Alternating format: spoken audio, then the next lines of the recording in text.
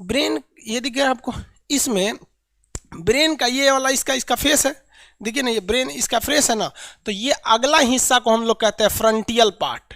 ये अगला हिस्सा जो हो जाता है इसे हम लोग क्या कहेंगे, फ्रंटियल पार्ट कहते हैं। तो क्योंकि ये फ्रंट का हिस्सा है इसलिए हो गया फ्रंटियल ब्रेन। और ये वाला हो जाता है ना मिडिल पार्ट, और ये वाला होता है बैक पार्ट। टोटल ब्रेन के 3 भाग हो जाते हैं। देखिए अब शकल से देखिएगा, उसका शकल उधर है। सबसे बड़ा भाग कौन सा होता है, फ्रंटियल ब्रेन। सबसे बड़ा भाग फ्रंटियल ब्रेन होता है। टोटल ब्रेन का 66% यही हो जाता है, फ्रंटियल ब्रेन यही भाग हो जाता है फ्रंटियल। उसके बाद क्या हो जाता है आपका मिडिल, और सबसे नीचे गर्दन के पास क्या होता है, बैक होता है, बैक वाला भाग होता है। तो ब्रेन का तो शकल देख लिए आप लोग। इसे कौन सी हड्डी सुरक्षा देती है, क्रेनियम नामक हड्डी सुरक्षा देती है। अब हम यहाँ आते हैं अपने टॉपिक पर। यहाँ आपको बता देते हैं ब्रेन का 3 हिस्सा हो गए ब्रेन के। पहला बोलेंगे तो अग्र मस्तिष्क, यानी फ्रंट वाला पार्ट, अग्र मस्तिष्क। अग्र मतलब होता है फ्रंट पार्ट, अग्र मतलब अगला भाग अग्र।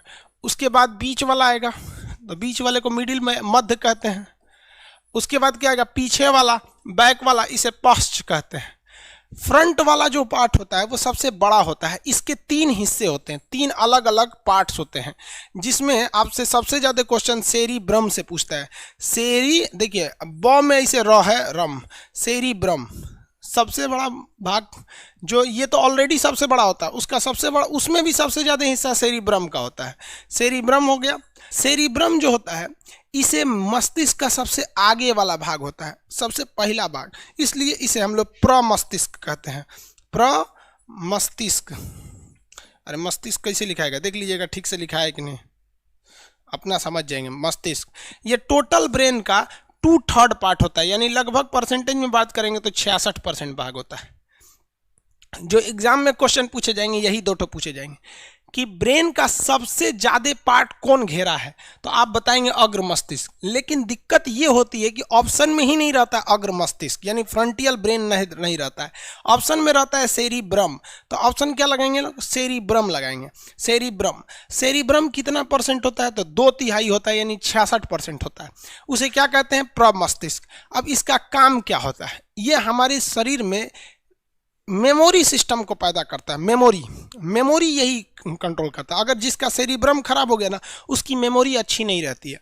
अब आप किसी किसी को देखते होंगे कि वो भुला जाता है कोनो बतिए, किसी को देखेगा तो कहेगा आप कौन है, तो लोग इशारा करे रे तोरे बाबूजी हैं, तो ओहो पापा पापा, भुला जाता है कोनो बतिया। तो जिसका सेरिब्रम कमजोर रहेगा उसकी याददाश्त कमजोर रहेगी। स्टूडेंट लाइफ में सेरिब्रम का मजबूत होना बहुत ज़्यादा जरूरी है। ये सेरिब्रम अगर मजबूत रहेगा तो जो पढ़े हैं वो हमेशा याद रहेगा। आप स्टूडेंट को छोड़िए ना, टीचर्स लोग का सेरिब्रम कमजोर रहता है, नोट्स देख के पढ़ाता है। हिंदुस्तान का वो बर्बाद करने में आधा योगदानी टीचर लोग का भी है। हिंदुस्तान के लगभग 50 से 60% टीचर्स, खास करके जीएस सेक्टर में, अब हम तो जीएसए की बात करेंगे, बाकी को बात हम क्या करेंगे, वो नोट्स देख के पढ़ाते हैं। क्यों? क्योंकि बेचारे लोग का सेरिब्रम क्या है, कमजोर है। और आप लोग का अगर सेरिब्रम कमजोर है तो एग्जाम में भूल जाएंगे, मजबूत रहेगा तो याद रहेगा। अब ये बढ़ता कैसे है, तो इसके 2-3 रास्ते हैं बढ़ने के। सबसे पहले चीज़ क्या है, आपको हेडेक नहीं लेना है। आप देखेंगे लड़का सब ना 2-4 चीज़ें ही हमेशा सोचते रहता है, लड़की सब भी लड़का सब भी, कि कोनो लड़की के पीछे पटेले रहेगा, उसको सोचेगा ऐसे करेगी वैसे करेगी।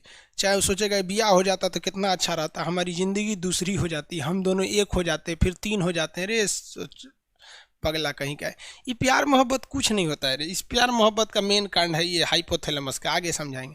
तो जिन लोगों के अंदर कुछ खास चीज़ें सोचते रहते हैं, फैमिली को सोचेंगे कि इनको क्या होगा, आप देखिएंगे ना 8-10 टॉपिक होगा, आप उसी के बारे में सोचते होंगे। लड़की से भी सोचे कि हमारा खूब अच्छा लड़का मिलता, ओहो कितना ध्यान रखता, हमारे हाथ में खुदे मेहंदी लगा देता, उठा के चाय ले आके पिलाने देता। बकलोल कहीं का ऐसा लड़का मिलेगा वहाँ पे। हाँ, तो ये सब चीज़ जितना सोचेंगे सुनो, उनका सेरिब्रम कमज़ोर होगा और उनकी याददाश्त कमज़ोर होती जाएगी। तो इसलिए हमेशा दिमाग को एक फिक्स एरिया में मत जाने दीजिएगा, उसी को दिन रात सोचते रहता है। 8-10 टॉपिक है, आप उसी को सोचते रहते हैं, तो ये सेरिब्रम कमज़ोर हो जाएगा। सेरिब्रम को एकदम दिमाग को फ्री रखिए, कुछ नहीं, हमेशा इसको बिजी रखिए, नए नए चीज़ में बिजी रखिए। ये ना कि अकेले में बैठ के कुछ सोच रहे हैं, कुछ भी नए नए चीज़ में बिजी रखिए। अब इसमें क्या, कुछ लोग पबजी खेलते हैं या फ्री फायर खेलते हैं, कुछ गेम खेलते रहते हैं, तो उनका दिमाग ये कहीं और लग रहा है, बस सेरिब्रम का है दूर, एक को कम है, ज़्यादा काम मत करो, इसलिए उनका दिमाग कमज़ोर हो जाता है।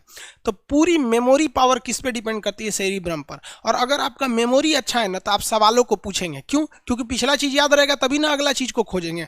तो मेमोरी, हिंदी में कहते हैं स्मृति, और जिज्ञासा, जिज्ञासा मतलब ईगरनेस होता है, कुछ सीखने की क्षमता, ये किस पे डिपेंड करती है, सेरिब्रम पर डिपेंड करती है। अगर सेरिब्रम अच्छा है तो आपकी मेमोरी अच्छी है, सेरिब्रम गड़बड़ है तो आपकी मेमोरी गड़बड़ हो जाएगी। देखिए दवा वगैरह इसके लिए नहीं आती है, सब ब्रेन के लिए ज़्यादा दवा वगैरह नहीं आती है। आप एक चीज़ खा सकते हैं, आयुर्वेदिक दवा है जिसका नाम है दिमागीन। ये आयुर्वेदिक दवा है हमदर्द की, टेस्ट भी अच्छा रहता है, च्यवनप्राश की तरह होता है। दिमागीन एक दवा होती है, लिख लेंगे लोग इसको, ये 1 चम्मच खाना होता है, ये आयुर्वेदिक है, नुकसान नहीं करता है।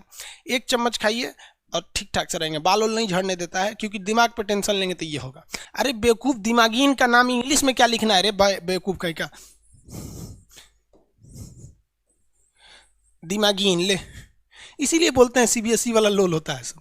अरे बाबू, हिंदी में लिखेंगे राम चाहे इंग्लिश में लिखेंगे राम, क्या अंतर हो जाता है, पूरे सीबीएसई वाला है।